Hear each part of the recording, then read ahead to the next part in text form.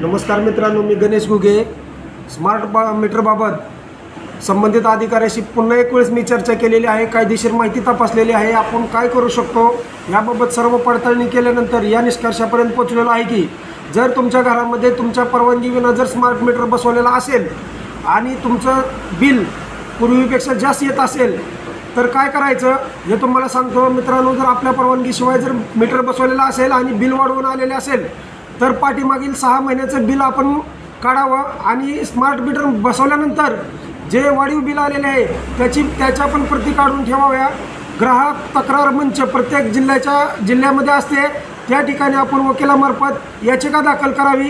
सदर याचिका दाखल केल्यानंतर मित्रांनो, आपल्याला नियमानुसार 5,000 ते 1 लाख ते 5 लाख रुपयापर्यंत अशी रक्कम न्यायाधीशामार्फत आपल्याला नुकसान भरपाईपोटी मानसिक त्रासापोटी दिली जाऊ शकते.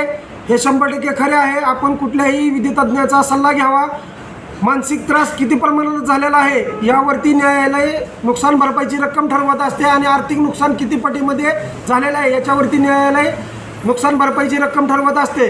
ज्या लोकांच्या घरामध्ये परस्पर मीटर बसवलेले आहेत त्यांच्यासाठी ही बाब करणे गरजेचे आहे. आणि ज्यांच्या घरी आणखीन मीटर बसवलेले नाहीत त्यांनी महावितरण कंपनीला तसा अर्ज द्यावा. अर्ज देऊन त्याची एक रिसिव्ड कॉपी आपल्याकडे ठेवावी.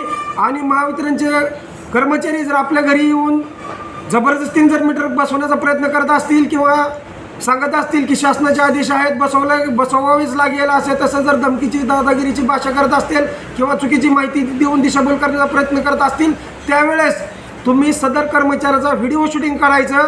ते व्हिडिओ शूटिंग तुम्हाला ग्राहक तक्रार मंचाकडे तुमचा एक पुरावा म्हणून दाखल करण्यासाठी उपयोगी पडू शकते. ह्या पर्यायाशिवाय दुसरा अन्य कोणताही पर्याय मित्रांनो आता आपल्या जवळ शिल्लक राहिलेला नाही.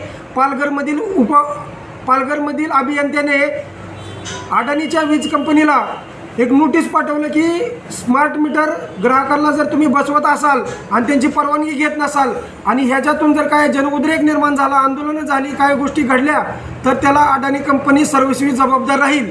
त्यासाठी अडाणी कंपनीने मीटर बसवताना त्या सदर ग्राहकाची पूर्वपरवानगी घेऊनच मीटर बसवावा अशा संदर्भातलं पत्र पालघरच्या अभियंत्याने अडाणीच्या कंपनीला दिलं होतं. तर मित्रांनो, या निष्ठुर शासनाने त्या अभियंत्याला निलंबित केलेलं आहे.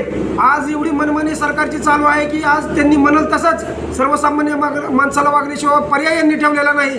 या गोष्टीचा निषेध करावा तेवढा कमीच आहे. केंद्र सरकारने राज्य सरकारला 29,000 कोटीचं टेंडर मंजूर केलेलं आहे आणि ते फक्त कुणासाठी केलेलं आहे? एका माणसाच्या फायद्यासाठी आणि ठराविक शासनकर्त्यांच्या फायद्यासाठी. गोरगरीब लोकांची जी ही पिळवणूक ह्या स्मार्ट मीटरच्या माध्यमातून होत आहे आणि होणार आहे याबाबत मी कडक शब्दामध्ये निंदा करतो आणि जनजागृती करण्याचा माझा शेवटपर्यंत प्रयत्न राहील. मित्रांनो, या आंदोलनामध्ये आपल्या सर्वांचं सहकार्य लाभावं एवढी अपेक्षा व्यक्त करतो. जय हिंद, जय महाराष्ट्र.